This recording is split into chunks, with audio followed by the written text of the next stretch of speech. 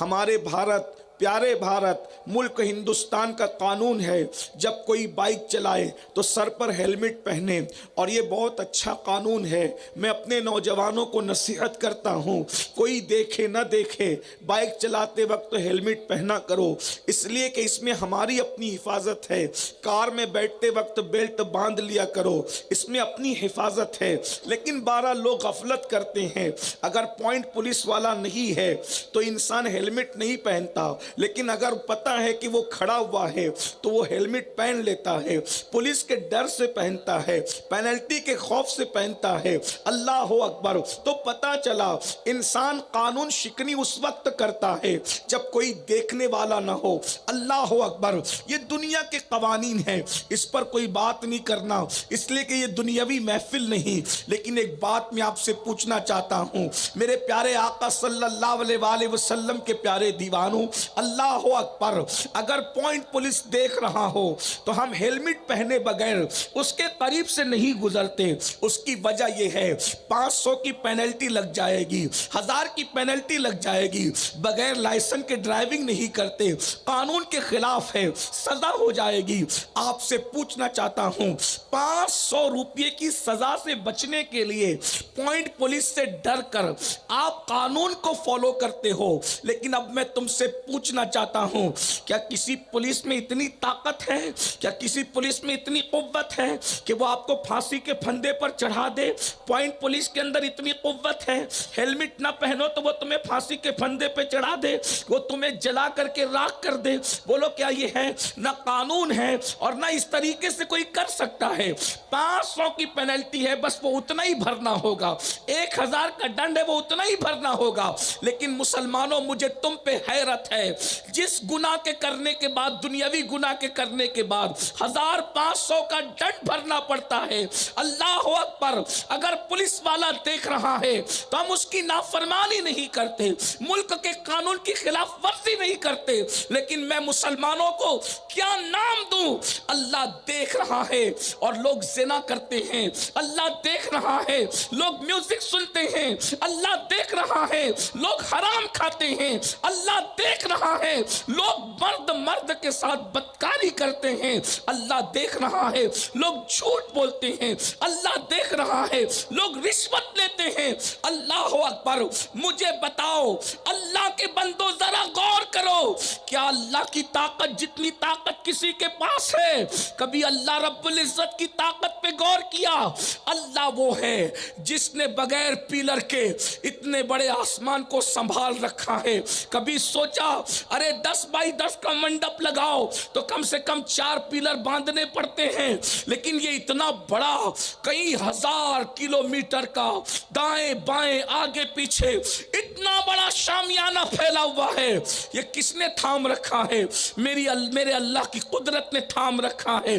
اندازہ تو کریں، اللہ اکبر! اتنی بڑی زمین کا فرش، اتنے بڑے بڑے سمندروں میں پانی، سمندروں کی طغیانی، دریاؤں کی روانی، انجمن ستاروں کی، سورج کا نظام، چاند کا نظام، ستاروں کا نظام، اللہ اکبر! اسی طریقے سے جو زمین پھاڑ کر کے دانے پودے کی شکل میں نمودار ہوتے ہیں، یہ کون کرتا ہے؟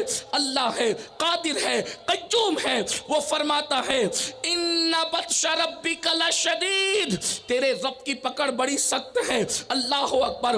یاد رکھنا، جو اللہ کی نافرمانی کرے گا اللہ اسے عذاب دے گا، سخت ترین عذاب دے گا۔ اللہ اکبر! یہاں تو لوگ اللہ سے ڈرتے ہی نہیں، جیسا کہ ڈرنے کا حق ہے، اس لیے کہ اپنے جیسے انسان اگر دیکھ رہا ہو تو ہم تو ملک کی نافرمانی نہیں کرتے، ملک کے قانون کے خلاف ورزی نہیں کرتے، اور اللہ دیکھ رہا ہے سب کچھ کرتے ہیں، اس کی نافرمانی کرتے ہیں۔ یاد رکھنا، ایک دن اللہ کی عدالت ہے۔ اب ذرا غور سے سننا، بہت طویل گفتگو تو نہیں کرنا، لیکن ذرا غور سے سننا۔ اللہ کی نافرمانی کرنے والوں، خدا کے غضب کو چیلنج کرنے والوں، اللہ رب العزت کے غضب کو چیلنج کرنے والوں، یاد رکھنا کوئی بندے میں طاقت نہیں ہے اللہ کے عذاب کو برداشت کر سکے، پہاڑوں میں بھی طاقت نہیں ہے اللہ کے عذاب کو اٹھا سکے، کسی مخلوق میں قوت نہیں ہے اللہ کے عذاب کو برداشت کر سکے. لیکن ذرا غور کیجئے, اللہ اکبر, خدا نے عذاب کے لیے جو جہنم تیار کیا ہے اس میں پہاڑ بھی پگھل جائیں گے. ذرا غور کیجئے میرے بھائیوں, میری قوم کے جوانوں, اللہ اکبر, جس جہنم میں پہاڑ پگھل جائیں گے اس جہنم میں ہماری ہڈیوں کا کیا بنے گا, اس جہنم میں ہماری چمڑی کا کیا بنے گا, اس جہنم میں ہماری آنکھوں کا کیا بنے گا. کبھی نہیں سوچتے؟ اللہ کا اعلان ہے, ان عذاب ربک لواقع ما لہ من دافع. اللہ اکبر, تیرے رب کا عذاب واقع ہو کر رہے گا, اور جب اللہ عذاب نازل کرنے کا فیصلہ کر لے تو دنیا کی کوئی طاقت آپ کو ہمیں بچا نہیں سکتی. اور اللہ رب العزت ایک دن میدان محشر منعقد کرے گا جسے قیامت کا دن کہتے ہیں. قیامت کا دن آپ ذرا غور کریں, یہ بھی علم نہ ہونے سے کتنی مصیبتیں ہیں کہ قیامت کا نام سن کر لوگ نعرے لگاتے ہیں کہ قیامت ہوگی. قیامت کا مطلب کیا ہے؟ قیامت بنا ہے قیام سے. قیام کہتے ہیں کھڑے ہونے کو. اس دن سب کو کھڑے ہونا ہوگا, اللہ کی عدالت میں سب کو کھڑے ہونا ہوگا. کھڑے ہونے پہ نعرے لگاتے ہو. صحابہ کرام نے پوچھا, یا رسول اللہ صلی اللہ علیہ وآلہ وسلم کتنا کھڑے ہونا پڑے گا؟ آقا ارشاد فرماتے کم سے کم 1000 سال تک کھڑے رہنا پڑے گا, اور 1000 سال تک اس انداز میں کھڑے رہنا پڑے گا. یہ میرے بھائی جو کھڑے ہیں, میری دل کی ہمدردیاں ان کے ساتھ ہے. گھنٹہ بھر کھڑے رہو تو پیر تکلیف کرتے ہیں. اللہ اکبر, سوچو تو صحیح, 1000 سال تک کھڑے رہنا ہے. میں حدیث کے حوالے سے بات کر رہا ہوں. اللہ اکبر, اس دن کی تیاری کر لو, اس دن کے لیے غور کر لو. اس دن نجات کی صورت کیا ہوگی یاد رکھنا. اللہ اکبر, گالیاں دینے والوں, رشوت کھانے والوں, حرام لقمے کھانے والوں, سود کے دھندے کرنے والوں, عورتوں پر پاپ کی نظریں ڈالنے والوں, گناہ کرنے والوں, سارے جرائم کر کے سوچتے ہو کہ جنت میرے باپ کی ہے. میرے بھائی, جو تمہیں یہ سبق پڑھا رہا ہے وہ تمہارا دشمن ہے. دشمن. جنت باپ کی نہیں ہے, کسی کے باپ کی جنت نہیں ہے.